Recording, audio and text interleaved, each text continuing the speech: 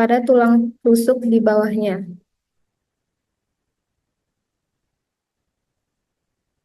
Yang kedua ada serratus posterior superior.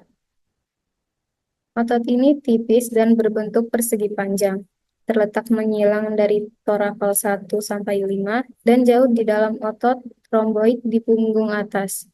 Berperan dalam mengangkat tulang rusuk T2 hingga T5.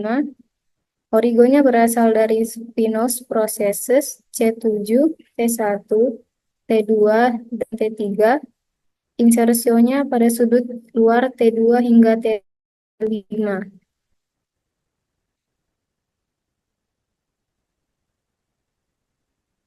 Yang ketiga adalah latissimus dorsi. Otot ini relatif tipis dan menutupi hampir semua otot punggung di batang belakang, kecuali trapezius. Berperan dalam mengangkat tulang rusuk, menghasilkan ekspansi rib cage, sehingga meningkatkan volume udara yang masuk.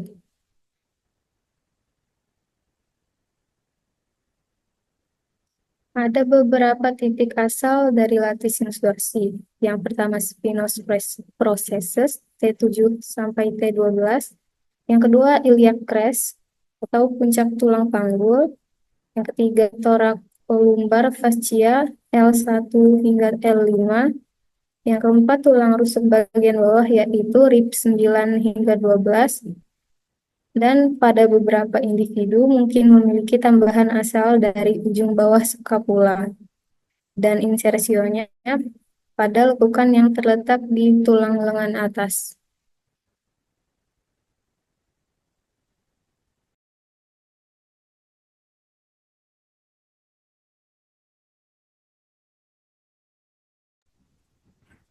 Baik, selanjutnya akan dibacakan oleh Fatika. Untuk Fatika dipersilakan. Baik, jadi saya akan menjelaskan anatomi otot leher.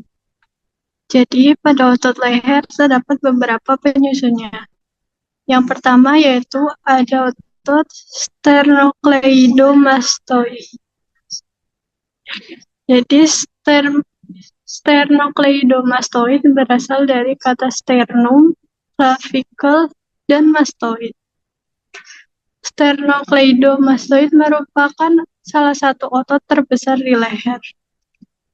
Berfungsi untuk menggerakkan kepala, meluruskan leher, dan mengendalikan sendi temporomandibular di rahang.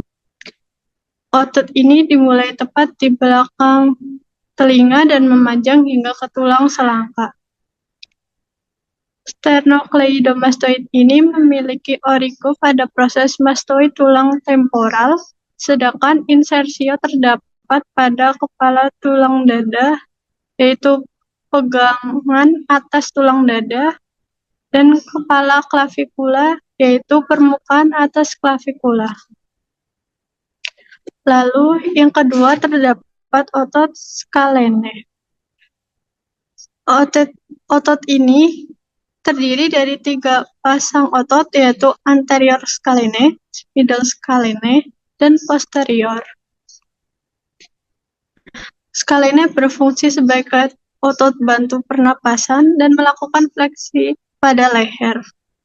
Otot ini memiliki origo pada clavicle vertebrae dan insersio pada T1 dan T2.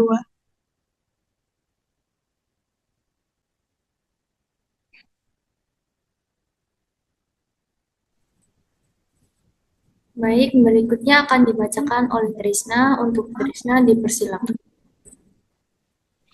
Baik, terima kasih. Otot skalene yang merupakan bagian dari otot pernapasan khususnya saat inhalasi. Origo atau titik awal otot yang berada di tulang selangka dan tulang punggung. Kemudian inserio atau titik akhir otot yang berada di T1 dan T2 tulang belakang bagian atas. Nah, fungsi dari otot sternocleidomastoid dan skalene yaitu bekerja sama untuk menarik kuat saat inhalasi, membantu mengangkat dada dan menyeimbangkan posisi dada dan kepala. Pectoralis major, di mana origonya terletak di humerus atau tulang lengan atas dan inserionya berada di sternum atau tulang dada dan tulang selangka. Kemudian pectoralis minor, di mana origonya terletak di scapula atau tulang belikat dan inserionya pada T2 sampai T5 atau tulang belakang bagian atas. Pectoralis minor terletak di dalam pectoralis major. Yang terakhir itu serratus anterior, di mana origonya terletak di scapula dan inserionya terletak pada T1 sampai T9 atau tulang belakang dari leher hingga punggung atas.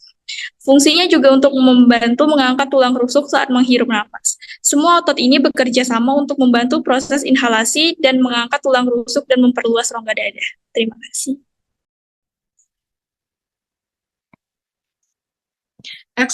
Ekshalasi muscle atau otot ekshalasi bagian primary muscle itu ada 4.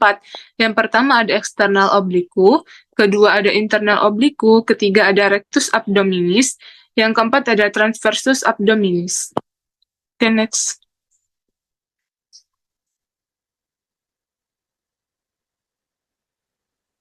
Ini bagian abdominal muscle dari ekshalasi. Itu ada external oblique, ada internal oblique, ada rectus abdominis, ada transversus, ada internal oblique, dan ada external oblique. Next.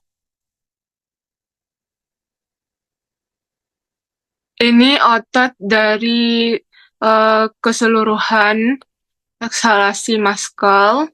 Ada pectoralis major muscle, serratus anterior muscle, internal intercostalis muscle, rectus abdominis muscle, quadratus lumborum muscle, transversus abdominis muscle, ada pyramidalis muscle, ada cremaster muscle, ada subclavius muscle, ada pectoralis minor muscle, ada external intercostal muscle, subcostal muscle, ada transversus thoracic muscle, dan terakhir ada internal oblique muscle. Next.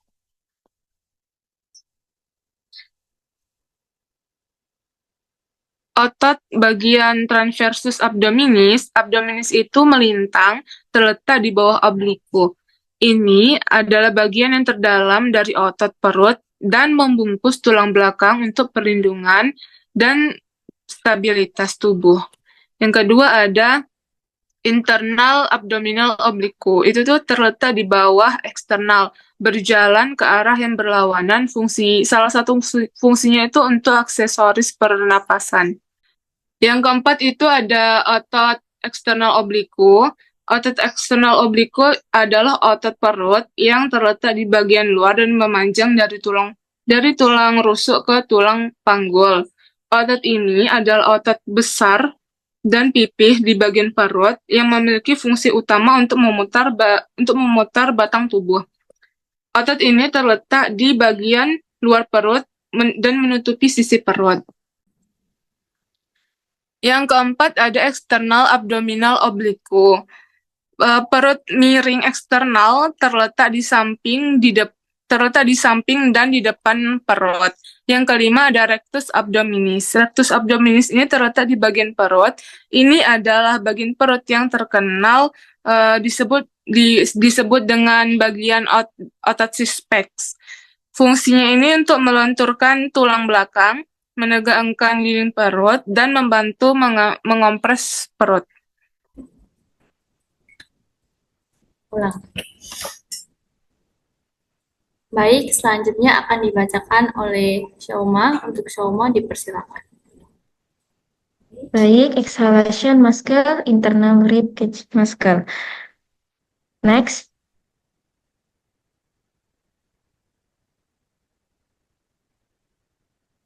Ya, ini adalah gambaran dari intercostal muscle. Nah, yang ini bagian tengah itu adalah internal intercostal muscle. Lanjut. Origo dari internal intercostalis ini berada di batas atas tulang rusuk. Kemudian insersionya berada di batas bawah tulang rusuk di atasnya. Nah, Ini juga mengisi ruang atau sekat antar tulang rusuk. Internal intercostalis muscle ini bekerja untuk menarik tulang rusuk ke arah bawah dan ke dalam selama proses ekshalasi. Nah, saat otot ini berkontraksi, tulang rusuk ditarik ke bawah untuk mengurangi volume rongga dada dan mendorong udara keluar dari paru-paru.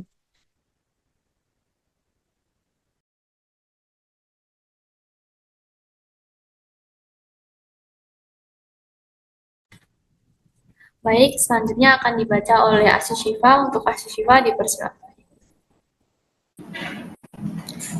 External rib cage muscle of exhalation. Yang pertama adalah serratus posterior inferior. Otot-otot ini berasal dari proses spinosus dari C7 sampai T dan T1 sampai T3.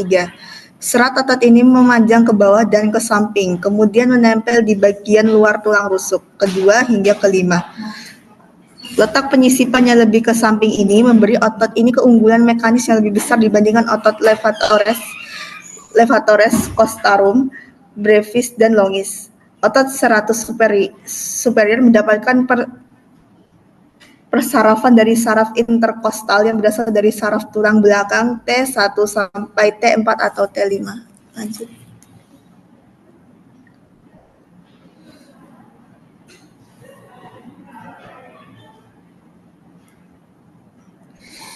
Yang kedua adalah quadratus lumborum. Quadratus lumborum terletak di aspek dorsal dinding perut. Otot-otot ini berasal dari sepanjang puncak iliaka dan mengipasi ke atas dan ke dalam untuk masuk ke dalam proses transversal vertebra lumbal dan batas inferior dada ke-12.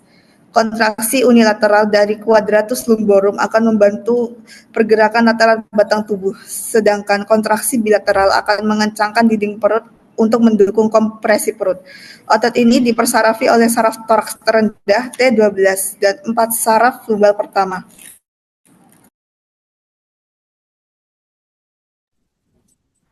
Baik, selanjutnya akan saya bacakan, yaitu ada transversus thoracik, di mana origonya terletak pada sternum atau tulang dada, lalu insersionya berada pada thoracik 2 sampai thoracik 6, lalu transversus thoracik ini berperan untuk menarik tulang rusuk ke bawah.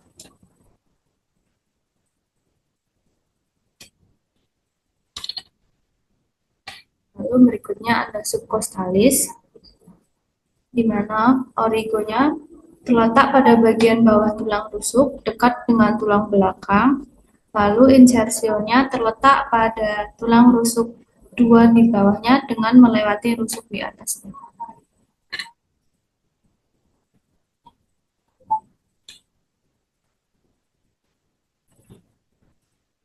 Sekian presentasi dari kami. Mohon maaf apabila terdapat kesalahan dalam perkataan. Terima kasih atas perhatiannya. Wassalamualaikum warahmatullahi wabarakatuh. Waalaikumsalam warahmatullahi wabarakatuh.